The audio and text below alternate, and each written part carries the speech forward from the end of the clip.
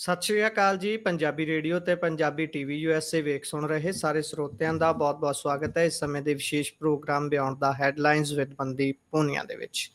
Programme 'ਚ ਹਰ ਰੋਜ਼ ਦੀ ਤਰ੍ਹਾਂ ਸਾਥ ਹੁੰਦਾ ਹੈ ਸੀਨੀਅਰ ਪੱਤਰਕਾਰ ਮਨਦੀਪ ਪੂਨੀਆ ਜੀ ਦਾ ਤੇ ਦੇਸ਼-ਵਿਦੇਸ਼ ਦੇ ਨਾਲ ਜੁੜੀਆਂ ਹੋਈਆਂ ਬਹੁਤ ਸਾਰੀਆਂ ਅਹਿਮ ਖਬਰਾਂ ਦੇ ਉੱਪਰ ਚਾਨਣਾ ਪਾਈਦਾ। ਸੋ ਕਰਦੇ ਹਾਂ ਪ੍ਰੋਗਰਾਮ 'ਚ ਪੂਨੀਆ ਜੀ ਦਾ ਸਵਾਗਤ। ਬਹੁਤ-ਬਹੁਤ ਸਵਾਗਤ ਹੈ ਜੀ। ਜੀ ਸ਼ੁਕਰੀਆ। ਸਤਿ ਸ਼੍ਰੀ ਅਕਾਲ ਗੁਰਪ੍ਰੀਤ। ਸਤਿ ਸ਼੍ਰੀ ਅਕਾਲ ਜੀ। ਸੋ ਖਬਰਾਂ ਦੇ ਵੱਲ ਜੇਕਰ ਆਪਾਂ ਵਧੀਏ ਤਾਂ ਸਭ ਤੋਂ ਪਹਿਲਾਂ ਗੱਲ ਕਸ਼ਮੀਰ ਦੀ ਕਰ ਲੈਂਦੇ ਹਾਂ।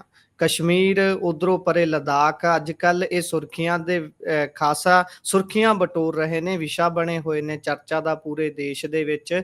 ਕਸ਼ਮੀਰ ਤਾਂ ਆਮ ਤੌਰ ਤੇ ਹੀ ਇੱਕ ਬਹੁਤ ਆਪਣੇ ਆਪ ਦੇ ਵਿੱਚ ਵੱਡਾ ਵਿਸ਼ਾ ਹੈ, ਬਹੁਤ ਤਕੜੇ ਸਿਲੇਬਸ ਦੇ ਨਾਲ ਇਹ ਚੱਲਦਾ ਹੈ ਕਿਉਂਕਿ ਆਏ ਦਿਨ ਇੱਥੇ ਜੋ ਕੁਝ ਹੁੰਦਾ ਹੈ ਉਹ ਆਪਣੇ ਆਪ ਦੇ ਵਿੱਚ ਇਬਾਰਤ ਲਿਖਦਾ ਜਾਂਦਾ ਹੈ। ਹੁਣ ਮਹਿਬੂਬਾ ਮੁਫਤੀ ਹੁਣੇ ਜਿਹੜੇ ਨੇ ਉਹ ਬੋਲੇ ਨੇ, ਕਹਿੰਦੇ ਵੀ ਭਾਜਪਾ ਕਸ਼ਮੀਰੀਆਂ ਨੂੰ ਬੰਦੂਕ ਦਾ ਡਰ ਦਿਖਾ ਰਹੀ ਹੈ। ਇਹ ਉਹਨਾਂ ਨੂੰ ਕਿਉਂ ਕਹਿਣਾ ਪੈ ਰਿਹਾ ਹੈ ਜੀ? ਇਹੋ ਜੀ ਕਿਹੜੀ ਹਰਕਤ ਭਾਜਪਾ ਨੇ ਉੱਥੇ ਕੀਤੀ ਹੈ? ਦੇਖੋ, ਇੱਕ 30 ਸਤੰਬਰ ਦੀ ਸ਼ਾਮ ਨੂੰ ਸ੍ਰੀਨਗਰ ਦੇ ਵਿੱਚ, ਜੰਮੂ ਕਸ਼ਮੀਰ ਦੇ ਵਿੱਚ ਇੱਕ ਫੁੱਟਬਾਲ ਮੈਚ ਸੀਗਾ TRC। ਉੱਥੇ ਕੀ ਹੋਇਆ ਕਿ ਰਾਸ਼ਟਰਗਾਨ ਗਾਇਆ ਜਾਣਾ ਸੀ ਤੇ ਉਸ ਦੌਰਾਨ ਉੱਥੇ ਮੌਜੂਦ 15 ਜਿਹੜੇ ਨੌਜਵਾਨ ਸੀਗੇ ਉਹ ਖੜੇ ਨਹੀਂ ਹੋਏ। ਸਾਰਿਆਂ ਨੂੰ ਪੁਲਿਸ ਨੇ ਡਿਟੇਨ ਕਰ ਲਿਆ ਤੇ ਉਸ ਤੋਂ ਬਾਅਦ ਉਹ ਜਿਹੜਾ ਮੈਦਾਨ ਵੀ ਸੀਗਾ ਉਹ ਮੁਸਲਿਮ ਐਜੂਕੇਸ਼ਨ ਟਰਸਟ ਦਾ ਸੀਗਾ। ਤੇ ਜਿਹੜੀ ਮਹਿਬੂਬਾ ਮੁਫਤੀ ਕਹਿ ਰਹੀ ਹੈ ਕਿ ਬੰਦੂਕ ਦੀ ਨੋਕ ਤੇ ਸਾਡੇ ਮੁੰਡਿਆਂ ਨੂੰ ਜਬਰਨ ਰਾਸ਼ਟਰਗਾਨ ਤੇ ਖੜਾ ਕੀਤਾ ਜਾ ਰਿਹਾ ਹੈਗਾ ਤੇ ਦੂਜਾ ਉਹ ਤਾਂ ਗਰਾਊਂਡ ਦਾ ਸਾਡਾ ਹੈਗਾ।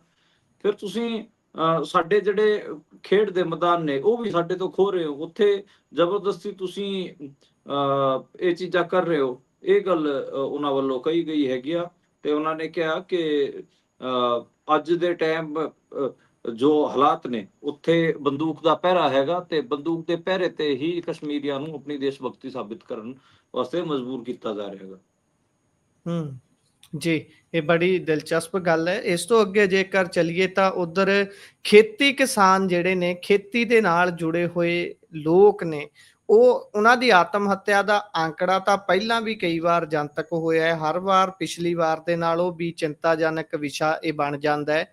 ਹੁਣ ਇੱਕ ਆંકੜਾ ਸਾਹਮਣੇ ਆਇਆ ਜਿਹੜਾ ਕਹਿੰਦਾ ਵੀ 10,786 ਲੋਕਾਂ ਨੇ ਆਤਮ ਹੱਤਿਆ ਕੀਤੀ ਹੈ। ਕੇਸ ਅਥਾਰਟੀ ਦੇ ਵੱਲੋਂ ਇਹ ਆંકੜਾ ਜਾਰੀ ਕੀਤਾ ਗਿਆ ਹੈ ਤੇ ਸੂਬਿਆਂ ਦੇ ਆਧਾਰ ਤੇ ਜੇ ਵੰਡ ਕਰਨੀ ਹੋਵੇ, ਪੰਜਾਬ ਕਿੱਥੇ ਕਿ ਖੜਾ ਹੈ ਤੇ ਪਹਿਲੇ ਨੰਬਰ ਤੇ ਕਿਹੜਾ ਸੂਬਾ ਹੈ ਇਸ ਮੰਦਭਾਗੀ ਸੂਚੀ ਦੇ ਵਿੱਚ? ਦੇਖੋ, ਇਹ ਜਿਹੜੀ ਡੇਟਾ ਹੈਗਾ, ਇਹ ਜਿਹੜਾ ਡੇਟਾ ਹੈ NCRB ਦਾ, ਨੈਸ਼ਨਲ ਕ੍ਰਾਈਮ ਰਿਕਾਰਡ ਬਿਊਰੋ ਦਾ, ਇਹ ਹਰ ਸਾਲ ਜਾਰੀ ਹੁੰਦਾ ਗਾ। ਇਹਦੇ ਚ ਸਾਲ 2023 ਤੱਕ ਦੇ ਸਾਲ 2023 ਦੇ ਜਿਹੜੇ ਆંકੜੇ ਨੇ ਉਹ ਰੱਖੇ ਗਏ ਨੇ। ਉਹਦੇ ਚ ਨਿਕਲ ਕੇ ਸਾਹਮਣੇ ਆਇਆ ਹੈਗਾ ਕਿ ਇਸ ਵਾਰ ਪੂਰੇ ਮੁਲਕ ਚ ਜਿਹੜੇ ਖੇਤੀ ਨਾਲ ਜੁੜੇ ਹੋਏ ਮਜ਼ਦੂਰ ਸਨ ਜਾਂ ਫਿਰ ਕਿਸਾਨ ਸਨ, ਉਹ ਟੋਟਲ 10,786 ਸਨ ਜਿਨ੍ਹਾਂ ਨੇ ਆਤਮ ਹੱਤਿਆ ਕੀਤੀ। ਤੇ ਦੂਜਾ ਸਭ ਤੋਂ ਜਿਹੜੀ ਵੱਧ ਆਤਮ ਹੱਤਿਆਵਾਂ ਨੇ ਉਹ ਮਹਾਰਾਸ਼ਟਰ ਦੇ ਹਿੱਸੇ ਆਈਆਂ ਨੇ। ਉੱਥੇ ਤਕਰੀਬਨ 38% ਜਿਹੜੀ ਆਤਮ ਹੱਤਿਆ ਹੈਗੀ ਕਿਸਾਨਾਂ ਨੇ ਕੀਤੀਆਂ ਉਹ ਮਹਾਰਾਸ਼ਟਰ ਦੇ। ਫਿਰ ਦੂਜੇ ਨੰਬਰ ਤੇ ਕਰਨਾਟਕਾ 22.5% ਤੇ ਤੀਜੇ ਨੰਬਰ ਤੇ ਆਂਧਰ ਪ੍ਰਦੇਸ਼ 8.5%, ਮੱਧ ਪ੍ਰਦੇਸ਼ 7.5%। ਇਹ ਡੇਟਾ ਹੈਗਾ। ਇਸ ਵਾਰ ਜਿਹੜੇ ਆਤਮ ਹੱਤਿਆ ਕੀਤੀ ਉਹਨਾਂ ਚ ਕਿਸਾਨ ਘੱਟ ਨੇ, ਤਕਰੀਬਨ 4690 ਜਿਹੜੇ ਕਿਸਾਨ ਨੇ ਤੇ 6096 ਜਿਹੜੇ ਖੇਤ ਮਜ਼ਦੂਰ ਨੇ, ਯਾਨੀ ਕਿ ਮਜ਼ਦੂਰਾਂ ਨੇ, ਖੇਤੀ ਨਾਲ ਜੁੜੇ ਮਜ਼ਦੂਰਾਂ ਨੇ ਵੱਧ ਆਤਮ ਹੱਤਿਆਵਾਂ ਕੀਤੀਆਂ। ਤੇ ਇਹ ਗੱਲ ਨਿਕਲ ਕੇ ਸਾਹਮਣੇ ਆਈ ਹੈ। ਇਹਨਾਂ ਚ ਜਿਹੜੇ ਲੋਕਾਂ ਨੇ ਆਤਮ ਹੱਤਿਆ ਕੀਤੀ ਉਹਨਾਂ ਦੀ ਸਾਲਾਨਾ ਜਿਹੜੀ ਇਨਕਮ ਸੀ ਉਹ 1 ਲੱਖ ਰੁਪਏ ਤੋਂ ਵੀ ਘੱਟ ਸੀ। ਤੋਂ ਇਹ ਤੋਂ ਜਿਹੜੀ ਆਰਥਿਕ ਜਿਹੜੀ ਉਹਨਾਂ ਦੀ ਹਾਲਤ ਹੈ ਉਹ ਸਪਸ਼ਟ ਤੌਰ ਤੇ ਲੱਗਦੀ ਹੈਗੀ ਹੈ ਕਿ ਉਹ ਗਰੀਬ ਪਰਿਵਾਰਾਂ ਤੋਂ ਸੀਗੇ। ਤੇ ਇਹਦੇ ਚ ਕਈ ਕਾਰਨ ਪਹਿਲਾਂ ਵੀ ਦੱਸੇ ਜਾਂਦੇ। ਇੱਕ ਤਾਂ ਫਸਲ ਖਰਾਬ ਹੋਣਾ ਲਗਾਤਾਰ, ਜੋ ਕਿਸਾਨਾਂ ਤੇ ਜਿਹੜਾ ਕਰਜ਼ਾ ਵੱਧ ਰਿਹਾ ਹੈਗਾ ਉਹ ਵੀ ਹੈ, ਵਿਆਜ ਦਾ ਦਬਾਅ ਹੈ, ਅਤੇ ਉਹਨਾਂ ਦੀ ਜਿਹੜੀ ਫਸਲਾਂ ਨੇ ਉਹਨਾਂ ਦਾ ਵਾਜਬ ਫਾਇਦਾ ਨਾ ਮਿਲਣਾ, ਵਾਜਬ ਦਾਮ ਨਾ ਮਿਲਣਾ, ਤੇ ਸਰਕਾਰੀ ਯੋਜਨਾਵਾਂ ਦਾ ਜਿਹੜਾ ਲਾਭ ਕਿਸਾਨਾਂ ਨੂੰ ਮਿਲਣਾ ਚਾਹੀਦਾ ਉਹ ਵੀ ਨਾ ਮਿਲਣਾ। ਇਹ 4-5 ਰੀਜ਼ਨ ਨੇ ਜਿਨ੍ਹਾਂ ਕਰਕੇ ਇਹ ਆਤਮ ਹੱਤਿਆਵਾਂ ਹੋ ਰਹੀਆਂ ਨੇ, ਕਿਸਾਨ ਆਤਮ ਹੱਤਿਆਵਾਂ ਕਰ ਰਹੇ ਨੇ। ਜੀ, ਸੂਬੇ ਕਿਹੜੇ ਕਿਹੜੇ ਦੱਸੇ ਨੇ ਤੁਸੀਂ ਟੌਪ ਤੇ ਇਹਦੇ ਚ? ਇਹਦੇ ਚ ਦੇਖੋ, ਸਭ ਤੋਂ ਪਹਿਲੇ ਤਾਂ ਮਹਾਰਾਸ਼ਟਰ ਹੈ, 38% ਦੇ ਨੇੜੇ ਤੇੜੇ ਉੱਥੇ ਆਤਮ ਹੱਤਿਆਵਾਂ ਹੋਈਆਂ ਨੇ। ਦੂਜੇ ਤੇ ਆਂਧਰ ਪ੍ਰਦੇਸ਼, ਤੀਜੇ ਤੇ ਮੱਧ ਪ੍ਰਦੇਸ਼ ਹੈ ਤੇ ਇੱਥੇ ਸਭ ਤੋਂ ਵੱਧ ਆਤਮ ਹੱਤਿਆਵਾਂ ਹੋਈਆਂ। ਪੰਜਾਬ ਚ ਜਿਹੜਾ ਡੇਟਾ ਹੈ ਇਹ ਪਿਛਲੇ ਕਾਫੀ ਟਾਈਮ ਤੋਂ ਸੁਧਰਿਆ ਹੈਗਾ। ਪੰਜਾਬ ਚ ਮਤਲਬ ਉਹ ਐਗਜ਼ੈਕਟ ਤਾਂ ਨਹੀਂ ਦੱਸਿਆ ਹੋਇਆ, ਪਰ ਮਤਲਬ ਇਹ ਹੈ ਕਿ ਔਰ ਜਿਹੜੇ 3 ਸੂਬੇ ਨੇ ਇਹਨਾਂ ਦੇ ਮੁਕਾਬਲਤਨ ਕਾਫੀ ਘੱਟ ਹੈ। ਮਤਲਬ ਇਹ ਦੱਸਿਆ ਜਾ ਰਿਹਾ ਹੈਗਾ ਕਿ 40% ਤੋਂ ਘੱਟ ਜਿਹੜੀ ਹੈਗੀ ਆਤਮ ਹੱਤਿਆਵਾਂ, ਮਤਲਬ 2015 ਤੋਂ ਲੈ ਕੇ 2022 ਤੱਕ ਦੇਖੋਗੇ ਤਾਂ ਉਹਦੇ ਡੇਟਾ ਦੇ ਮੁਤਾਬਕ ਇਸ ਵਾਰ ਜਿਹੜਾ ਡੇਟਾ ਆਏਗਾ ਉਹ ਉਸ 'ਚ ਤਕਰੀਬਨ 174 ਟੋਟਲ ਡੈਥ ਦੱਸੀਆਂ ਜਾ ਰਹੀਆਂ ਨੇ, ਜਿਹਦੇ 'ਚ ਫਾਰਮਰਸ ਦੀ ਵੱਧ ਹੈਗੀਆਂ, 141 ਫਾਰਮਰਸ ਦੀਆਂ ਨੇ। ਫਾਰਮ ਲੇਬਰਰਸ ਯਾਨੀ ਕਿ ਜਿਹੜੇ ਖੇਤ ਮਜ਼ਦੂਰ ਨੇ ਉਹਨਾਂ ਦੀ 33 ਮੌਤਾਂ ਨੇ। ਤਾਂ ਮਤਲਬ ਪੰਜਾਬ 'ਚ ਉਲਟਾ ਗਾ, ਕਿਸਾਨਾਂ ਦੀ ਮੌਤਾਂ ਵੱਧ ਨੇ ਤੇ ਖੇਤ ਮਜ਼ਦੂਰਾਂ ਦੀ ਮੌਤਾਂ ਉਹਨਾਂ ਤੋਂ ਘੱਟ ਨੇ, ਤੇ ਇਹ 40% ਦਾ ਡਰੋਪ ਰੇਟ ਦੇਖਣ ਨੂੰ ਮਿਲਿਆ ਗਾ। ਜੀ, ਜੇਕਰ ਇਸ ਤੋਂ ਅਗਲੀ ਗੱਲ ਕਰੀਏ ਤਾਂ ਉਧਰ ਬੀਤੇ ਦਿਨੀ ਜੀ ਜੀ ਇਹ ਜਿਹੜਾ ਡੇਟਾ ਹੈਗਾ ਤੁਸੀਂ, ਇਹ ਤਾਂ ਬਹੁਤ ਘੱਟ ਹੈ। ਉਹਦਾ ਰੀਜ਼ਨ ਮੈਂ ਦੱਸਦਾ। ਇਹ ਉਹ ਡੇਟਾ ਹੈਗਾ ਜਿਹੜਾ ਨੈਸ਼ਨਲ ਕ੍ਰਾਈਮ ਰਿਕਾਰਡ ਬਿਊਰੋ ਵਾਲੇ ਦਰਜ ਕਰ ਲੈਂਦੇ ਨੇ ਜੀ, ਐਨਸੀਬੀ ਕੋ ਰਜਿਸਟਰਡ ਹੈ ਜਿਹੜਾ। ਹਾਂ, ਨਹੀਂ ਤਾਂ ਬਹੁਤ ਬਥੇਰੀਆਂ ਤਾਂ ਏਦਾਂ ਦੀਆਂ ਆਤਮ ਹੱਤਿਆਵਾਂ ਨੇ ਜਿਹੜੀਆਂ ਰਜਿਸਟਰ ਵੀ ਨਹੀਂ ਹੁੰਦੀਆਂ।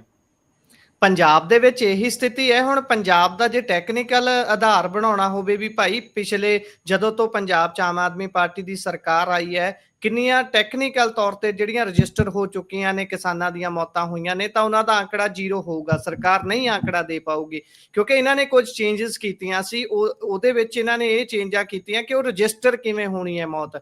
ਉਹਦੇ ਲਈ ਇਹਨਾਂ ਨੇ ਪਿੰਡ ਦੇ ਮੋਹਤਵਾਰ, ਪਿੰਡ ਦੇ ਸਰਪੰਚ, ਫਿਰ ਉਸ ਤੋਂ ਬਾਅਦ ਪਟਵਾਰੀ ਤੱਕ ਏਦਾਂ ਦੇ ਇੱਕ ਲੰਬੀ ਫੇਰਿਸਤ ਬਣਾਤੀ, ਜਿਨ੍ਹਾਂ ਦੇ ਕੋਲ ਜਾ ਕੇ ਪਹਿਲਾਂ ਤਾਂ ਦੱਸਣਾ ਪਊਗਾ ਵੀ ਭਾਈ ਸਾਡਾ ਬੰਦਾ ਮਰ ਚੁੱਕਿਆ ਹੈ, ਤੇ ਉਸ ਤੋਂ ਬਾਅਦ ਵੀ ਜੇਕਰ ਉਸ ਤੇ ਕੋਈ ਕਰਜ਼ਾ ਹੈ ਉਹਦੇ ਲਈ ਹੋਰ ਤਰੀਕਾ ਹੈ ਰਜਿਸਟਰ ਕਰਾਉਣ ਦਾ ਕਿ ਭਾਈ ਹਾਂ ਇਹ ਬੰਦਾ ਮਰ ਗਿਆ ਹੈ, ਕਿਸਾਨ ਹੈ।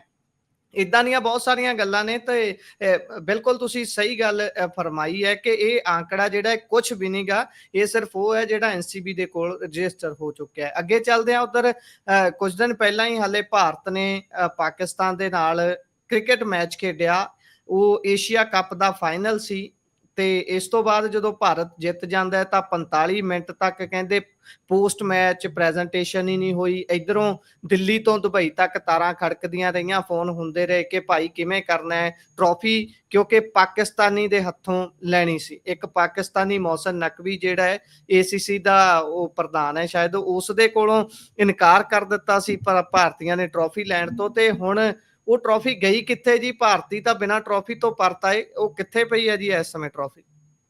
ਦੇਖੋ, ਜਿਹੜੇ ਮੋਹਸਿਨ ਨਕਵੀ ਨੇ ਉਹ PCB ਪਾਕਿਸਤਾਨ ਕ੍ਰਿਕਟ ਜਿਹੜਾ ਬੋਰਡ ਹੈ ਉਹਦੇ ਵੀ ਚੀਫ ਨੇ, ਤੇ ਜਿਹੜਾ ਏਸ਼ੀਅਨ ਕ੍ਰਿਕਟ ਕਾਉਂਸਿਲ ACC ਉਹਦੇ ਵੀ ਉਹ ਚੀਫ ਨੇ। ਤੇ ਉਹਨਾਂ ਨੇ ਦੱਸਿਆ ਜਾ ਰਿਹਾ ਹੈਗਾ ਕਿ ACC ਦੇ ਦਫ਼ਤਰ 'ਚ ਉਹ ਟਰਾਫੀ ਜਮ੍ਹਾਂ ਕਰਵਾ ਦਿੱਤੀ ਹੈ, ਤੇ ਇੰਡੀਆ ਦੀ ਟੀਮ ਨੇ ਫਾਈਨਲ ਦੇ ਵਿੱਚ ਜਿੱਤ ਹਾਸਲ ਕਰਨ ਤੋਂ ਬਾਅਦ ਉਹ ਨਾ ਕਰਤੀ ਸੀ ਕਿ ਅਸੀਂ ਉਹ ਟਰਾਫੀ ਨਹੀਂ ਲਵਾਂਗੇ। ਕ੍ਰਿਟਿਸਿਜ਼ਮ ਵੀ ਬਹੁਤ ਹੋਇਆ, ਫਿਰ ਤੁਸੀਂ ਖੇਡੇ ਕਿਉਂ ਸੀ? ਫਿਰ ਇੱਕ ਫੋਟੋ ਵੀ ਵਾਇਰਲ ਹੋ ਰਿਹਾ ਹੈਗਾ, ਅੱਜ ਮੈਂ ਦੇਖ ਰਿਹਾ ਸੀ ਕਿ ਸੂਰਿਆ ਕੁਮਾਰ ਯਾਦਵ ਜਿਹੜਾ ਇੰਡੀਆ ਦਾ ਕੈਪਟਨ ਸੀਗਾ, ਉਹ ਮੈਚ ਤੋਂ ਪਹਿਲਾਂ ACC ਦੇ ਜਿਹੜੇ ਪਾਕਿਸਤਾਨੀ ਜਿਹੜੇ ਮੋਹਸਿਨ ਨਕਵੀ ਹੈਗੇ ਉਹਨਾਂ ਨਾਲ ਹੱਥ ਮਿਲਾਉਂਦੇ ਦਿਖਾਈ ਦੇ ਰਹੇ ਆ। ਮਤਲਬ ਉਹਨਾਂ ਨਾਲ ਤੁਸੀਂ ਹੱਥ ਮਿਲਾ ਸਕਦੇ ਹੋ, ਉਹਨਾਂ ਨਾਲ ਗੱਲਬਾਤ ਕਰ ਸਕਦੇ ਹੋ, ਤੇ ਉਹਨਾਂ ਦੇ ਹੱਥ ਟਰੋਫੀ ਨਹੀਂ ਲੈ ਸਕਦੇ। ਇਹ ਕੀ ਡਰਾਮਾ ਹੈਗਾ? ਮਤਲਬ ਇਹ ਫਰਜੀ ਕਿਸਮ ਦੀ ਦੇਸ਼ ਭਗਤੀ ਤੁਸੀਂ ਕਹਿ ਸਕਦੇ ਹੋ। ਤੇ PCB ਉਹ ਪਾਕਿਸਤਾਨ ਦੇ ਗ੍ਰਹਿ ਮੰਤਰੀ ਵੀ ਨੇ ਮੋਹਸਿਨ ਨਕਵੀ, ਉਹਨਾਂ ਨੇ ਇਹ ਵੀ ਕਿਹਾ ਸੀਗਾ ਕਿ team India Asia cup trophy ਲੈ ਸਕਦੀ ਹੈ ਮੇਰੇ ਆਫਿਸ ਤੋਂ ਆ ਕੇ। ACC ਦੀ ਐਨੂਅਲ ਜਨਰਲ ਮੀਟਿੰਗ 'ਚ ਉਹਨਾਂ ਨੇ ਕਿਹਾ ਸੀ BCCI ਮਾਫੀ ਮੰਗੇ, ਤੇ ਨਹੀਂ, ਤੇ BCCI ਨੇ ਵੀ ਕਦੇ ਨਹੀਂ ਕਿਹਾ ਕਿ ਮੈਂ ਮਾਫੀ ਮੰਗਾ, ਮੈਂ ਕਦੇ ਵੀ ਮਾਫੀ ਨਹੀਂ ਮੰਗਾਂਗਾ। ਇਹ ਚੀਜ਼ਾਂ ਨਿਕਲ ਕੇ ਆ ਰਹੀਆਂ ਨੇ। ਜੀ, ਸੋ ਜੇਕਰ ਇਸ ਤੋਂ ਅਗਲੀ ਗੱਲ ਕਰੀਏ ਤਾਂ ਉਧਰ ਮੋਦੀ ਹੁਣੀ ਕਹਿ ਰਹੇ ਨੇ ਵੀ ਘੁਸਪੈਠੀਆਂ ਦੇ ਕੋਲੋਂ ਸਾਨੂੰ ਚੁਣੌਤੀ ਮਿਲ ਰਹੀ ਹੈ। ਹੁਣ ਜਿਹੜਾ ਸ਼ਬਦ ਹੈ ਘੁਸਪੈਠੀਏ, ਇਹਦੀ ਜਰਾ ਚੀਰ-ਫਾੜ ਕਰਿਓ ਵੀ ਅਸਲ 'ਚ ਘੁਸਪੈਠੀਏ ਕਿਹੜੇ ਨੇ ਜਿਨ੍ਹਾਂ ਤੋਂ ਚੁਣੌਤੀ ਮਿਲ ਰਹੀ ਹੈ, ਕਿਉਂਕਿ ਇਹਨਾਂ ਦੇ ਲਈ ਇਸ ਸ਼ਬਦ ਨੂੰ ਬਹੁਤ ਸਾਰੇ ਲੋਕਾਂ ਦੇ ਲਈ ਵਰਤ ਲਿਆ ਜਾਂਦਾ ਹੈ, ਤੇ ਜਦੋਂ ਇਹ ਵਰਤਦੇ ਨੇ ਫਿਰ ਉਸ ਹਿਸਾਬ ਨਾਲ ਡੈਫੀਨੇਸ਼ਨ ਵੀ ਬਦਲ ਜਾਂਦੀ ਹੈ। ਹੁਣ ਅਸੀਂ ਘੁਸਪੈਠੀਏ ਕਿਹਨਾਂ ਨੂੰ ਮੰਨੀਏ ਜੀ? ਦੇਖੋ, 100 ਸਾਲ ਪੂਰੇ ਹੋਏ ਨੇ RSS ਦੇ, ਤੇ ਉਹਦੇ 'ਚ ਬੁੱਧਵਾਰ ਨੂੰ ਅੱਜ ਇੱਕ ਪ੍ਰੋਗਰਾਮ ਕਰ ਰੱਖਿਆ ਸੀ। ਉਸ ਦੇ ਮੰਚ ਤੋਂ ਨਰਿੰਦਰ ਮੋਦੀ ਨੇ ਕਿਹਾ ਕਿ ਜਿਹੜੇ RSS ਦੇ ਵੋਲੰਟੀਅਰ ਸੀਗੇ ਉਹਨਾਂ ਤੇ ਬੈਨ ਵੀ ਲਾਇਆ ਗਿਆ, ਸਾਜ਼ਿਸ਼ ਬਥੇਰੀਆਂ ਹੋਈਆਂ, ਪਰ ਉਹਨਾਂ ਨੇ ਕਦੇ ਵੀ ਕਟੂਤਾ ਨਹੀਂ ਦਿਖਾਈ। ਉਹਨਾਂ ਵਾਸਤੇ ਆਰਐਸਐਸ ਦੇ 100 ਸਾਲ ਤੇ ਮੋਦੀ ਨੇ ਡਾਕ ਟਿਕਟ ਅਤੇ ਸਿੱਕਾ ਜਾਰੀ ਕੀਤਾ। ਉੱਥੇ ਹੀ ਉਹਨਾਂ ਨੇ ਬਹੁਤ ਸਾਰੀਆਂ ਗੱਲਾਂ ਕਹੀਆਂ। ਜਿਹੜੀ ਸਪੀਚ ਦਿੱਤੀ ਉਹਦੇ 'ਚ ਇੱਕ ਤਾਂ ਇਹੀ ਕਿਹਾ ਕਿ ਰਾਸ਼ਟਰ ਵਾਸਤੇ ਲੜਦੇ ਨੇ, ਨੇਸ਼ਨ ਵਾਸਤੇ ਲੜਦੇ ਨੇ। ਦੂਜਾ ਉਹਨਾਂ ਨੇ ਇਹ ਕਿਹਾ ਕਿ ਜਿਹੜੇ ਘੁਸਪੈਠੀਏ ਨੇ ਉਹਨਾਂ ਦਾ ਕਹਿਣ ਦਾ ਭਾਵ, ਆਪਾਂ ਨੂੰ ਪਤਾ ਕਿ ਬਿਹਾਰ ਦੇ ਵਿੱਚ ਚੋਣ ਨੇ, ਅਸਮ ਦੇ ਵਿੱਚ ਚੋਣ ਹੋਣਗੇ ਅਗਲੇ ਸਾਲ ਬੰਗਾਲ 'ਚ ਵੀ ਹੋਣਗੇ, ਤੇ ਉੱਧਰ ਉਹਨਾਂ ਦਾ ਸਾਰਾ ਸੀਗਾ। ਤੇ ਉਹਨਾਂ ਨੇ ਕਿਹਾ ਕਿ ਸੰਘ ਦੇ ਕੋਲ ਠੋਸ ਰੋਡ ਮੈਪ ਹੈ ਘੁਸਪੈਠੀਆਂ ਨੂੰ ਚੁਣੌਤੀ ਦੇਣ ਦਾ। ਤੇ ਜੀ ਅਸੀਂ ਮਤਲਬ ਇੱਕ ਹਿਸਾਬ ਨਾਲ ਉਹਨਾਂ ਨੇ ਕਿਹਾ ਕਿ ਅਸੀਂ ਜਿਹੜੇ ਬੰਗਲਾਦੇਸ਼ੀ ਮੁਸਲਮਾਨ ਹੈਗੇ ਆ ਹੋਰ ਨੇ, ਉਹਨਾਂ ਨੂੰ ਅਸੀਂ ਟੱਕਰ ਦਿਆਂਗੇ। ਇਸ ਕਿਸਮ ਦੀ ਗੱਲ ਉਹਨਾਂ ਵੱਲੋਂ ਕਹੀ ਗਈ ਹੈਗੀ ਆ। ਬਾਕੀ ਉਹਨਾਂ ਦੇ ਭਾਸ਼ਣ 'ਚ ਹੋਰ ਵੀ ਕਈ ਗੱਲਾਂ ਸੀਗੀਆਂ, ਜਿਵੇਂ ਉਹਨਾਂ ਨੇ 84 ਦਾ ਜ਼ਿਕਰ ਕੀਤਾ। 84 ਬਾਰੇ ਉਹਨਾਂ ਨੇ ਕਿਹਾ ਕਿ ਆਰਐਸਐਸ ਵਾਲਿਆਂ ਨੇ ਸਿੱਖ ਕਤਲੇਆਮ ਦੌਰਾਨ ਸਿੱਖ ਪਰਿਵਾਰਾਂ ਦੀ ਮਦਦ ਕੀਤੀ ਸੀ। ਪਰ ਇਹਦਾ ਇੱਕ ਜੀ ਉਲਟਾ ਫੈਕਟ ਆਪਾਂ ਨੂੰ ਪਤਾ ਹੈ ਕਿ ਆਰਐਸਐਸ ਦੇ ਬਥੇਰੇ ਕਾਰਿਆਕਰਤਾ ਜਿਹੜੇ ਸੀਗੇ ਦਿੱਲੀ 'ਚ ਸਿੱਖਾਂ ਦੇ ਕਤਲੇਆਮ 'ਚ ਸ਼ਾਮਲ ਸੀ। ਤੇ ਜੀ ਆਪਾਂ ਨੂੰ ਪਤਾ ਹੈ ਕਿ ਕਿਵੇਂ ਜਿਹੜਾ ਉਸ ਟਾਈਮ ਦਾ ਸਰਸੰਘ ਸੰਚਾਲਕ ਹੁੰਦਾ ਸੀ 80 'ਚ, ਐਮਰਜੈਂਸੀ ਤੋਂ ਬਾਅਦ ਜਿਹੜਾ ਬਾਲਾ ਸਾਹਿਬ ਦੇਵ ਸੀ, ਉਹਨੇ ਇੰਦਰਾ ਗਾਂਧੀ ਨਾਲ ਆਪਣਾ ਟਿਊਨਿੰਗ ਬਿਠਾ ਲਈ ਸੀ ਤੇ ਇੰਦਰਾ ਗਾਂਧੀ ਨੂੰ ਉਹਨਾਂ ਨੇ ਬਹੁਤ ਵੱਡਾ ਕਰਕੇ ਦਿਖਾਇਆ ਸੀਗਾ। ਇੰਦਰਾ ਗਾਂਧੀ ਦੀ ਖੂਬ ਉਹ ਚਾਪਲੂਸੀ ਕਰਦੇ ਹੁੰਦੇ ਸੀਗੇ। ਤਾਂ ਇਹ ਮਤਲਬ ਚਲੋ ਠੀਕ ਆ, ਅਗਲਿਆਂ ਨੇ ਝੂਠ ਤਾਂ ਮਾਰਨੀ ਹੁੰਦੀਆਂ ਨੇ।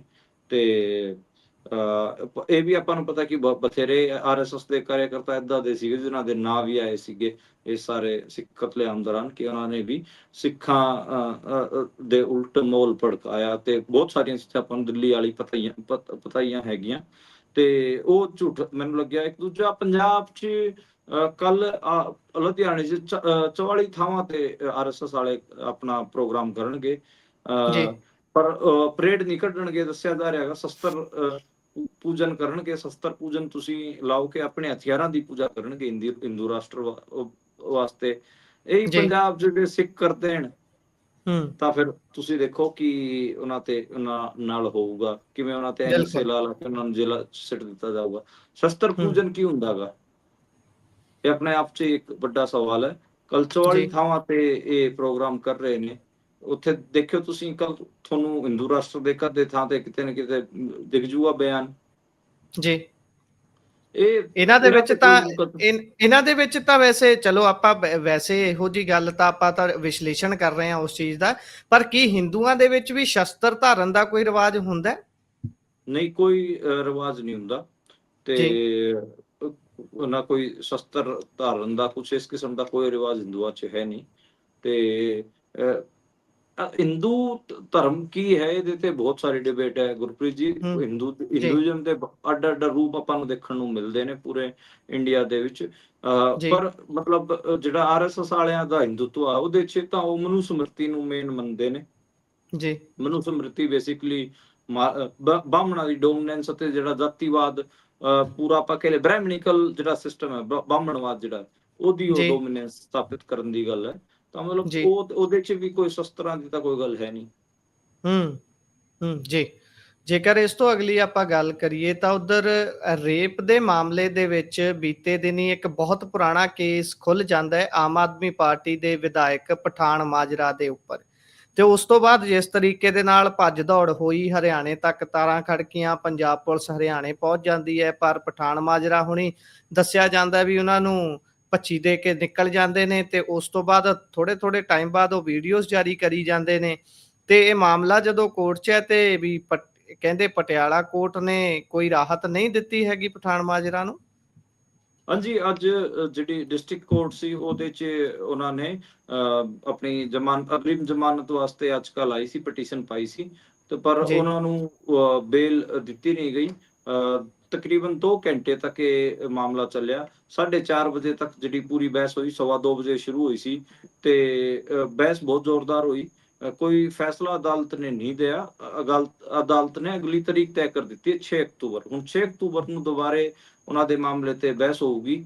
ਪਠਾਨ ਮਾਜਰਾ ਨੇ ਆਪਣੇ ਪਟੀਸ਼ਨ 'ਚ 2 ਦਲੀਲਾਂ ਰੱਖੀਆਂ ਕਿ ਇੱਕ ਤਾਂ ਉਹਨਾਂ ਨੇ ਇਹ ਕਿਹਾ ਕਿ ਜਿਹੜਾ ਕੇਸ ਉਹਨਾਂ ਤੇ ਕੀਤਾ ਗਿਆ ਹੈਗਾ, ਇਹ ਰਾਜਨੀਤਿਕ ਤੌਰ ਤੇ ਉਹਨਾਂ ਨੂੰ ਨਿਸ਼ਾਨਾ ਬਣਾਇਆ ਜਾ ਰਿਹਾ ਹੈਗਾ। ਦੂਜਾ ਉਹਨਾਂ ਨੇ ਗੱਲ ਰੱਖੀ ਕਿ ਜਿਸ ਸ਼ਿਕਾਇਤ ਦੇ ਆਧਾਰ ਤੇ ਕੇਸ ਦਰਜ ਕੀਤਾ ਗਿਆ ਹੈਗਾ, ਉਹ ਤਾਂ ਕਾਫੀ ਲੰਬੇ ਸਮਾਂ ਤੋਂ ਲੰਬਿਤ ਸੀਗੀ। ਤੇ ਉਹਦੇ 'ਚ ਹੁਣ ਕਿਉਂ ਕੇਸ ਇੱਕੋ ਲੱਖ ਤੇ ਕਿਵੇਂ ਕੇਸ ਦਰਜ ਕਰ ਲਿਆ ਗਿਆ? ਇਹ ਦੋ ਚੀਜ਼ਾਂ ਸੀਗੀਆਂ। ਮਹਿਲਾ ਨੇ ਕਿਹਾ ਕਿ ਉਹਨਾਂ ਨਾਲ ਧੋਖਾ, ਜਿਹੜਾ ਇਹ ਪੂਰੀ FIR ਵੀ ਹੈ ਉਹਦੇ 'ਚ ਇਹ ਹੈ ਕਿ ਮਹਿਲਾ ਨੇ ਉਹਨਾਂ ਤੇ ਧੋਖਾ ਦੇਣ ਦੇ ਤੇ ਠੱਗੀ ਦੇ ਆਰੋਪ ਲਾਏ ਸੀਗੇ, ਤੇ ਇਹ ਵੀ ਕਿਹਾ ਕਿ ਉਹ ਖੁਦ ਨੂੰ ਤਲਾਕਸ਼ੁਦਾ ਦੱਸ ਕੇ ਉਹਨਾਂ ਨੇ ਅਤੇ ਸਰਕਾਰੀ ਯੋਜਨਾਵਾਂ ਦਾ, ਨੌਕਰੀਆਂ ਦਾ ਲਾਲਚ ਦੇ ਕੇ ਮੇਰੇ ਨਾਲ ਰੇਪ ਕੀਤਾ। ਇਹ ਗੱਲ ਉਹਨਾਂ ਵੱਲੋਂ ਕਹੀ ਗਈ ਹੈ। ਤੇ ਉਹ ਕਰਨਾਲ 'ਚ ਵੀ ਉਹਨਾਂ ਦੀ ਪਿੱਛੇ ਜੇ ਕੋਸ਼ਿਸ਼ ਹੋਈ ਉਹਨਾਂ ਨੂੰ ਗ੍ਰਿਫਤਾਰ ਕਰਨ ਦੀ, ਪਰ ਉਹ ਫਰਾਰ ਹੋ ਗਏ ਸੀਗੇ। ਉੱਧਰ ਦੱਸਿਆ ਜਾ ਰਿਹਾ ਕਿ ਉਹ ਲਗਾਤਾਰ ਹਰਿਆਣੇ 'ਚ ਵੀ ਲੋਕੇਸ਼ਨਾਂ ਬਦਲ ਰਹੇ ਨੇ ਤਾਂ ਕਿ ਪੰਜਾਬ ਪੁਲਿਸ ਉਹਨਾਂ ਨੂੰ ਫੜ ਨਾ ਪਾਵੇ, ਪਰ ਉਹ ਹਰਿਆਣੇ 'ਚ ਹੀ ਆਪਣੀ ਫਰਾਰੀਆਂ ਕੱਟ ਰਹੇ ਨੇ। ਜੀ, ਹਰਿਆਣੇ 'ਚ ਵੀ ਦੱਸਿਆ ਜਾ ਰਿਹਾ, ਬਹੁਤ ਸਾਰੀਆਂ ਖਬਰਾਂ ਛਣ ਕੇ ਆ ਰਹੀਆਂ ਨੇ ਕਿ ਫਰਾਰੀਆਂ ਕੱਟਣ ਦੇ ਵਿੱਚ ਬੜਾ ਸਹਿਯੋਗ ਕੀਤਾ ਜਾ ਰਿਹਾ ਉਹਨਾਂ ਨੂੰ। ਬੀਜੇਪੀ, ਹਾਂ ਬਿਲਕੁਲ, ਜੀ ਬੀਜੇਪੀ ਵਾਲੇ ਫੁੱਲ ਸਪੋਰਟ ਕਰ ਰਹੇ ਨੇ। ਜਿਹੜੀ ਮੌਕੇ ਦੀ ਸਰਕਾਰ ਹੈ ਸਾਡੀ ਬੀਜੇਪੀ ਦੀ ਜੀ ਹਰਿਆਣੇ 'ਚ, ਉਹ ਫੁੱਲ ਸਪੋਰਟ ਕਰ ਰਹੇ ਹੈ ਪਠਾਨ ਮਾਜਰਾ ਦੀ। ਜੀ। ਅੱਗੇ ਜੇਕਰ ਅਗਲੀ ਖਬਰ ਦੇ ਵੱਲ ਚੱਲੀਏ ਤਾਂ ਬੇਹੱਦ ਚਿੰਤਾਜਨਕ ਇਹ ਖਬਰ ਹੈ। ਫਿਰੋਜ਼ਪੁਰ ਦੇ ਇੱਕੋ ਪਿੰਡ ਦੇ 3 ਨੌਜਵਾਨਾਂ ਦੀ ਮੌਤ ਹੋ ਜਾਂਦੀ ਹੈ, ਜਿਸ ਤੋਂ ਬਾਅਦ ਉਹਨਾਂ ਤਿੰਨਾਂ ਨੌਜਵਾਨਾਂ ਦੇ ਪਰਿਵਾਰ ਲਾਸ਼ਾਂ ਨੂੰ ਸੜਕ ਤੇ ਰੱਖ ਲੈਂਦੇ ਨੇ ਤੇ ਹਾਈਵੇ ਬੰਦ ਕਰ ਦਿੱਤਾ ਗਿਆ। ਇਹ ਹੁਣੇ ਤਾਂ ਪੰਜਾਬ ਸਰਕਾਰ ਯੁੱਧ ਨਸ਼ਿਆਂ ਵਿਰੁੱਧ ਚਲਾ ਰਹੀ ਸੀ, ਇਹ ਤਾਂ ਬਿਲਕੁਲ ਉਹਦੇ ਓਪੋਜ਼ਿਟ ਸਿਚੁਏਸ਼ਨ ਨਜ਼ਰ ਆ ਰਹੀ ਹੈ ਜੀ। ਦੇਖੋ, ਇਹ ਜਿਹੜਾ ਇਲਾਕਾ ਹੈਗਾ ਫਿਰੋਜ਼ਪੁਰ ਵਾਲਾ, ਫਿਰੋਜ਼ਪੁਰ ਤੋਂ ਲੈ ਕੇ ਜਲਾਲਾਬਾਦ ਤੱਕ ਮੈਂ ਇੱਕ ਵਾਰ ਪੈਦਲ ਟਰੈਵਲ ਕੀਤਾ ਸੀ ਪਿੰਡਾਂ 'ਚ, ਤੇ ਉੱਥੋਂ ਮੈਂ ਇੱਕ ਸਟੋਰੀ ਕੀਤੀ ਸੀਗੀ ਜਿਹਦੇ 'ਚ ਮੈਂ ਇੱਕ ਪਿੰਡ ਬਾਰੇ ਦੱਸਿਆ ਸੀਗਾ ਜਿੱਥੇ 1 ਸਾਲ ਅੰਦਰ 20 ਨੌਜਵਾਨਾਂ ਦੀ ਡੈਥ ਹੋਈ ਸੀ। ਕਈ ਏਦਾਂ ਦੇ ਪਰਿਵਾਰ ਸੀਗੇ ਜਿੱਥੇ ਇੱਕ ਪਰਿਵਾਰ ਸੀਗਾ ਜਿੱਥੇ ਪਹਿਲਾਂ ਵੱਡੇ ਭਰਾ ਦੀ ਡੈਥ ਹੋ ਗਈ ਤੇ ਉਹਦੀ ਜਿਹੜੀ ਵਾਈਫ ਸੀ ਉਹਨੂੰ ਛੋਟੇ ਭਰਾ ਦੇ ਪੱਲੇ ਲਾ ਦਿੱਤਾ ਗਿਆ, ਯਾਨੀ ਕਿ ਉਹਦੇ ਨਾਲ, ਛੋਟੇ ਨਾਲ ਸ਼ਾਦੀ ਕਰ ਦਿੱਤੀ ਗਈ। ਤੇ ਉਸ ਕੁਝ ਦਿਨਾਂ ਬਾਅਦ ਛੋਟੇ ਦੀ ਵੀ ਡੈਥ ਹੋ ਗਈ ਨਸ਼ੇ ਦੀ ਓਵਰਡੋਜ਼ ਕਰਕੇ। ਯਾਨੀ ਕਿ ਉਸ ਮਹਿਲਾ ਦੇ 2 ਵਿਆਹ ਹੋਏ ਇੱਕੋ ਘਰ 'ਚ ਤੇ ਦੋਵੇਂ ਉਹ ਨਸ਼ੇ ਕਰਕੇ ਮਰ ਗਏ ਸੀਗੇ। ਸੇਮ ਇਸੇ ਕਿਸਮ ਦਾ ਇਹ ਮਾਮਲਾ ਗਾ। ਇਹ ਪਿੰਡ ਹੈ ਲੱਖੋ ਕੇ ਬਹਿਰਾਮ, ਉੱਥੇ 3 ਜਿਹੜੇ ਨੌਜਵਾਨ ਸੀਗੇ, ਉਹਨਾਂ ਦੀ ਉਮਰ ਵੀ ਬਹੁਤ, ਮਤਲਬ ਐ ਲਾ ਲਓ ਕਿ ਕੋਈ 20 ਸਾਲ ਦਾ ਸੀਗਾ, ਕੋਈ 22 ਸਾਲ ਦਾ ਸੀਗਾ, ਤੇ ਉਹਨਾਂ ਦਾ ਤਿੰਨਾਂ ਨੇ ਕਿਤੇ ਨਾ ਕਿਤੇ ਨਸ਼ਾ ਕੀਤਾ ਤੇ ਉਹ ਓਵਰਡੋਜ਼ ਹੋ ਗਿਆ, ਇਸ ਕਰਕੇ ਉਹਨਾਂ ਦੀ ਡੈਥ ਹੋ ਗਈ ਹੈਗੀ ਆ। ਉਸ ਤੋਂ ਬਾਅਦ ਫਿਰ ਜਿਹੜੇ ਪਿੰਡ ਦੇ ਲੋਕ ਸੀਗੇ ਉਹ ਹਾਈਵੇ ਤੇ, ਜਿਹੜਾ ਫਿਰੋਜ਼ਪੁਰ ਵਾਲਾ ਜਿਹੜਾ ਹਾਈਵੇ ਹੈ, ਉੱਥੇ ਫਿਰੋਜ਼ਪੁਰ ਫਾਜ਼ਿਲਕਾ, ਉੱਥੇ ਉਹਨਾਂ ਨੇ ਸਰਕਾਰ ਦੇ ਖਿਲਾਫ ਨਾਅਰੇਬਾਜ਼ੀ ਵੀ ਕੀਤੀ ਤੇ ਤਿੰਨਾਂ ਦੀ ਜਿਹੜੀ ਡੈੱਡ ਬੋਡੀ ਹੈ ਉਹ ਰੱਖੀ। 20 ਤੋਂ ਲੈ ਕੇ 30 ਸਾਲ ਦੇ ਜਿਹੜੇ ਨੌਜਵਾਨ ਨੇ, ਇਸ 'ਚ ਜ਼ਿਆਦਾ ਉਹਨਾਂ ਦੀ ਡੈਥ ਹੋ ਰਹੀ ਹੈ। ਮਤਲਬ ਨੌਜਵਾਨ ਤੁਸੀਂ ਕਹਿ ਸਕਦੇ ਹੋ ਕਿ ਜਿਹੜੇ ਨੌਜਵਾਨ ਨੇ ਪੰਜਾਬ ਦੇ, ਉਹ ਇਸ ਦੀ ਭੇਂਟ ਚੜ ਰਹੇ ਨੇ। ਤੇ ਇਹ ਜਿਹੜੀ ਓਵਰਡੋਜ਼ ਪੂਰਾ 2 ਘੰਟੇ ਤੱਕ ਜਾਮ ਲਗਾ ਕੇ ਰੱਖਿਆ ਗਿਆ। ਉਸ ਤੋਂ ਬਾਅਦ ਪੁਲਿਸ ਆਈ, ਪੁਲਿਸ ਨੇ ਫਿਰ ਧਮਕਾਇਆ ਸਾਰੇ ਪਿੰਡ ਵਾਲਿਆਂ ਨੂੰ, ਜਾਤੀਆਂ ਕੀਤੀਆਂ ਗਈਆਂ। ਤੇ ਉਹਦੇ 'ਚ ਇਹ ਵੀ ਸੀਗਾ ਕਿ ਪੁਲਿਸ ਬਹੁਤ ਜ਼ਿਆਦਾ ਜਿਹੜਾ ਦਬਾਅ ਪਾ ਰਹੀ ਸੀਗੀ, ਤੇ ਜਿਹੜੇ ਚਿੱਟੇ ਕਰਕੇ ਹੀ ਇਹ ਮੌਤਾਂ ਹੋਈਆਂ ਨੇ। ਤੇ ਚਿੱਟਾ ਉਸ ਇਲਾਕੇ 'ਚ ਹੁਣ ਵੀ ਖੁੱਲ੍ਹੇਆਮ ਸ਼ਰੇਆਮ ਵਿਕ ਰਿਹਾ ਗਾ। ਇਸ ਤੋਂ ਪਹਿਲਾਂ ਵੀ ਆਪਾਂ ਦੇਖ ਚੁੱਕੇ ਹਾਂ ਕਿ ਉਸ ਇਲਾਕੇ ਅੰਦਰ ਬਹੁਤ ਸਾਰੇ ਜਿਹੜੇ ਲੋਕ ਨੇ, ਉਹਨਾਂ ਨੇ ਕੋਸ਼ਿਸ਼ ਕੀਤੀ ਕਿ ਨਸ਼ਾ ਉੱਥੇ ਰੁਕੇ, ਪਰ ਨਸ਼ਾ ਉੱਥੇ ਨਹੀਂ ਰੁਕ ਰਿਹਾ। ਤੇ ਇਹ 3 ਜਿਹੜੇ ਨੌਜਵਾਨ ਨੇ ਇਹ ਚੜਾਈ ਕਰਕੇ ਜੀ। ਸੋ ਉਧਰ ਸਾਬਕਾ ਮੰਤਰੀ ਰਹੇ ਪੰਜਾਬ ਦੇ ਵਿੱਚ ਤੇ ਪਹਿਲਾਂ ਬੀਜੇਪੀ ਤੋਂ MLA ਰਹੇ, ਬਾਅਦ ਦੇ ਵਿੱਚ ਅਕਾਲੀ ਦਲ ਦੇ ਵਿੱਚ ਗਏ ਅਨਿਲ ਜੋਸ਼ੀ ਹੁਣੀ ਹੁਣ ਕਾਂਗਰਸ ਦੇ ਵਿੱਚ ਆ ਗਏ ਨੇ। ਉਹਨਾਂ ਨੇ ਰਾਹੁਲ ਗਾਂਧੀ ਦੇ ਨਾਲ ਹੱਥ ਮਿਲਾਇਆ ਤੇ ਹੱਥ ਮਿਲਾਇਆ ਨੂੰ ਵੀ ਕਹਿੰਦੇ ਤਕਰੀਬਨ ਹਫ਼ਤਾ ਹੀ ਹੋ ਗਿਆ, ਪਰ ਖਬਰ ਹੁਣ ਬਾਹਰ ਆਈ ਹੈ ਜੀ। ਬਿਲਕੁਲ 1 ਹਫ਼ਤੇ ਤੋਂ ਹੀ ਉਹਨਾਂ ਦੀ ਵਾਪਸੀ ਦੀ, ਉਹਨਾਂ ਨੂੰ ਕਾਂਗਰਸ 'ਚ ਲੈਣ ਦੀ ਕੋਸ਼ਿਸ਼ ਚੱਲ ਰਹੀ ਸੀਗੀ। ਉਸੇ 'ਚ ਹੀ ਜਿਹੜਾ ਭੁਪੇਸ਼ ਬਘੇਲ ਸੀਗੇ ਉਹ ਲੱਗੇ ਹੋਏ ਸੀ, ਉਹ ਰਾਹੁਲ ਗਾਂਧੀ ਨੂੰ ਵੀ ਮਿਲਾ ਕੇ ਲੈ ਕੇ ਆਏ। ਪਹਿਲਾਂ ਉਹ ਬੀਜੇਪੀ 'ਚ ਰਹੇ, ਬਾਅਦ 'ਚ ਫਿਰ ਉਹ ਅਕਾਲੀ ਦਲ 'ਚ ਆ ਗਏ ਸੀਗੇ। ਅਕਾਲੀ ਦਲ ਨੇ ਉਹਨਾਂ ਨੂੰ ਨੈਸ਼ਨਲ ਵਾਈਸ ਪ੍ਰੈਜ਼ੀਡੈਂਟ ਵੀ ਬਣਾ ਰੱਖਿਆ ਸੀਗਾ। ਤੁਹਾਨੂੰ ਮੈਂ ਇੱਕ ਗੱਲ ਹੋਰ ਦੱਸਾਂ, ਤੇ ਉਹ ਹੁਣ ਉਹਨਾਂ ਨੂੰ ਛੱਡ ਕੇ ਤੇ ਕਾਂਗਰਸ ਦੀ ਗੱਡੀ 'ਚ ਸਵਾਰ ਹੋ ਗਏ ਹੈਗੇ। ਅੱਜ ਪ੍ਰੋਗਰਾਮ ਕੀਤਾ ਗਿਆ ਸੀਗਾ ਜਿਹਦੇ 'ਚ ਭੁਪੇਸ਼ ਬਘੇਲ, ਮੈਡਮ ਨਵਜੋਤ ਕੌਰ ਸਿੱਧੂ ਵੀ ਇਸ ਕਾਰਿਆਕਰਮ 'ਚ ਆਪਾਂ ਨੂੰ ਦੇਖਣ ਨੂੰ ਮਿਲੇ ਨੇ, ਤੇ ਉਹ ਵੀ ਇਸ ਪ੍ਰੋਗਰਾਮ 'ਚ ਸ਼ਾਮਲ ਸਨ। ਤੇ ਉਹਨਾਂ ਨੇ 2022 'ਚ ਅੰਮ੍ਰਿਤਸਰ ਨੌਰਥ ਤੋਂ ਚੋਣ ਲੜਿਆ ਸੀਗਾ, ਪਰ ਉਹ ਚੋਣ ਹਾਰ ਗਏ ਸੀਗੇ। ਉੱਥੋਂ ਜਿਹੜੇ ਸਾਬਕਾ IG ਕੋਰ ਵਿਜੇ ਪ੍ਰਤਾਪ ਸੀਗੇ, ਉਹ ਉੱਥੋਂ MLA ਨੇ। ਹੁਣ ਕਾਂਗਰਸ ਉਹਨਾਂ ਨੂੰ ਉੱਥੋਂ ਦੁਬਾਰੇ ਲੜਾਊਗੀ। ਮੈਨੂੰ ਲੱਗਦਾ ਗਾ ਕਿ ਬਾਕੀ ਅੱਜ ਮੈਡਮ ਨਵਜੋਤ ਕੌਰ ਸਿੱਧੂ ਦੇ ਵੀ ਬਿਆਨ ਆਏ ਨੇ, ਉਹਨਾਂ ਨੇ ਕਿਹਾ ਕਿ ਮੈਂ ਬਿਲਕੁਲ ਤਿਆਰ ਹਾਂ ਤੇ ਅਸੀਂ ਚੋਣ ਲੜਾਂਗੇ। ਪਾਰਟੀ ਬੇਸ਼ੱਕ ਤੋਂ ਸਾਡੇ ਇਲਾਕੇ 'ਚ ਸਰਵੇ ਕਰਾ ਕੇ ਦੇਖ ਲਏ, ਅਸੀਂ ਪੂਰੇ ਉੱਥੇ ਐਕਟਿਵ ਹਾਂ ਇਸ ਟਾਈਮ। ਤੇ ਇਹ ਗੱਲ ਉਹਨਾਂ ਨੇ ਕਹੀ ਤੇ ਮਤਲਬ ਕਾਫੀ ਲੰਬੇ ਸਮਾਂ ਬਾਅਦ ਮੈਡਮ ਨਵਜੋਤ ਕੌਰ ਸਿੱਧੂ ਦੁਬਾਰਾ ਆਪਾਂ ਨੂੰ ਸਿਆਸਤ 'ਚ ਸਕਰੀय ਅੱਜ ਦਿਖਿਆ, ਜੋ ਅਨਿਲ ਜੋਸ਼ੀ ਦੀ ਜਿਹੜੀ ਉਹ ਪ੍ਰੋਗਰਾਮ ਸੀਗਾ ਉਹਦੇ 'ਚ ਉਹ ਸ਼ਾਮਲ ਸੀ। ਜੀ। ਸੋ ਜੇਕਰ ਅਗਲੀ ਗੱਲ ਕਰੀਏ ਤਾਂ ਉਧਰ ਪੰਜਾਬ ਦੀਆਂ ਮੰਡੀਆਂ ਦੇ ਵਿੱਚ ਝੋਨੇ ਦੀ ਆਮਦ ਜਿੱਥੇ ਸ਼ੁਰੂ ਹੋ ਗਈ ਹੈ, ਉੱਥੇ ਹੀ ਫਿਰ ਇਸ ਨੂੰ ਲੈ ਕੇ ਕਹਿੰਦੇ ਵੀ ਜਿਹੜੀ ਨਮੀ ਵਾਲਾ ਝੋਨਾ ਆ ਰਿਹਾ ਹੈ ਵੱਧ, ਉਹ ਰਿਜੈਕਟ ਹੋਣਾ ਸ਼ੁਰੂ ਹੋ ਗਿਆ ਸੀ। ਦੇਖੋ ਕਈ ਏਦਾਂ ਦੇ ਇਲਾਕੇ ਨੇ ਜਿੱਥੇ ਝੋਨੇ 'ਚ ਜੀਰੀ ਦੀ ਜਿਹੜੀ ਫਸਲ ਹੈ ਉਹਦੇ 'ਚ ਆਪਾਂ ਕਹਿ ਲਈਏ ਕਿ ਨਮੀ ਦੀ ਮਾਤਰਾ ਵੱਧ ਹੈ। ਉਹ ਫਾਜ਼ਿਲਕਾ ਵਾਲਾ ਇਲਾਕਾ ਹੋ ਗਿਆ, ਫਿਰੋਜ਼ਪੁਰ ਵਾਲਾ ਇਲਾਕਾ ਹੋ ਗਿਆ, ਜਿੱਥੇ ਜਿੱਥੇ ਹੜ੍ਹਾਂ ਦਾ ਪਾਣੀ ਜ਼ਿਆਦਾ ਖੜਿਆ ਰਿਹਾ ਉੱਥੇ ਜਿਹੜਾ ਨਮੀ ਵਾਲਾ ਕੰਟੈਂਟ ਹੈ ਉਹ ਵੱਧ ਹੈ। ਇਸੇ ਕਰਕੇ ਹੀ ਉੱਥੇ ਜਿਹੜੇ ਅਧਿਕਾਰੀ ਨੇ ਉਹ ਜਿਹੜਾ ਇੱਕ ਡਿਜੀਟਲ ਮੋਇਸਚਰ ਮੀਟਰ ਹੁੰਦਾ ਵਾ, ਜਿਹਦੇ 'ਚ ਝੋਨੇ ਜਿਹੜੀ ਜੀਰੀ ਹੁੰਦੀ ਹੈ ਉਹ ਏਦਾਂ ਰੱਖੀ ਜਾਂਦੀ ਹੈ ਤੇ ਉਹ ਮੋਇਸਚਰ ਵੱਧ ਨਿਕਲ ਕੇ ਆ ਰਿਹਾ, ਕਿਤੇ 20% ਆ ਰਿਹਾ, ਕਿਤੇ 22% ਆ ਰਿਹਾ, ਕਿਤੇ 18% ਆ ਰਿਹਾ। ਨਮੀ ਜਿਹੜੀ ਸਰਕਾਰ ਕਹਿੰਦੀ ਹੈ ਉਹ ਕਹਿੰਦੀ ਹੈ ਕਿ ਨਮੀ ਦੀ ਮਾਤਰਾ ਥੋੜੀ ਘੱਟ ਹੋਣੀ ਚਾਹੀਦੀ, ਤਾਂ ਇਹ ਮਾਮਲਾ ਹੈ। ਯਾਨੀ ਕਿ ਕਈ ਥਾਵਾਂ ਤੇ ਅਸੀਂ ਦੇਖ ਰਹੇ ਸੀਗੇ ਕਿ ਫਸਲ ਹੱਦ ਤੋਂ ਜ਼ਿਆਦਾ ਵੀ ਸੁੱਕੀ ਹੋਈ ਸੀਗੀ, ਕਿਤੇ ਨਮੀ ਦੀ ਮਾਤਰਾ ਸਿਰਫ 13 ਸੀ, ਕਿਤੇ ਹੋਣੀ ਚਾਹੀਦੀ 17-18 ਦੇ ਨੇੜੇ ਤੇ 17 ਹੋਣੀ ਚਾਹੀਦੀ, ਮਤਲਬ ਉਹ ਨਾ ਉਹ ਵੱਧ ਹੋਵੇ ਨਾ ਉਹ ਘੱਟ ਹੋਵੇ। ਇਹ ਬਾਕੀ ਆਪਾਂ ਨੂੰ ਇਸ ਵਾਰ ਇਹ ਵੀ ਦੇਖਣ ਨੂੰ ਮਿਲਿਆ ਕਿ ਝੋਨੇ 'ਚ ਰੋਗ ਵੀ ਆ ਗਿਆ ਸੀਗਾ, ਬਿਮਾਰੀ ਆਈ। ਉਸ ਬਿਮਾਰੀ 'ਚ ਤੁਸੀਂ ਇੰਸਟਾਗ੍ਰਾਮ ਤੇ ਸੋਸ਼ਲ ਮੀਡੀਆ ਤੇ ਵੀਡੀਓਜ਼ ਦੇਖੀ ਹੋਣਗੀ ਕਿ ਕਿਵੇਂ ਉਹਨਾਂ ਤੋਂ ਜਿਹੜੀ ਝੋਨੇ ਦੀ ਫਸਲ ਹੈ ਉਹ ਤੋਂ ਰੰਗ ਝੜ ਰਿਹਾ ਸੀਗਾ। ਸੰਧੂਰ ਰੋਗ ਵੀ ਮੁੱਕਿਆ ਗਿਆ ਤੇ ਸੰਧੂਰ ਰੋਗ ਤੋਂ ਵੀ ਖਾਸਾ ਨੁਕਸਾਨ ਕਿਸਾਨਾਂ ਨੂੰ ਇਸ ਵਾਰ ਹੋਇਆਗਾ। ਜੀ।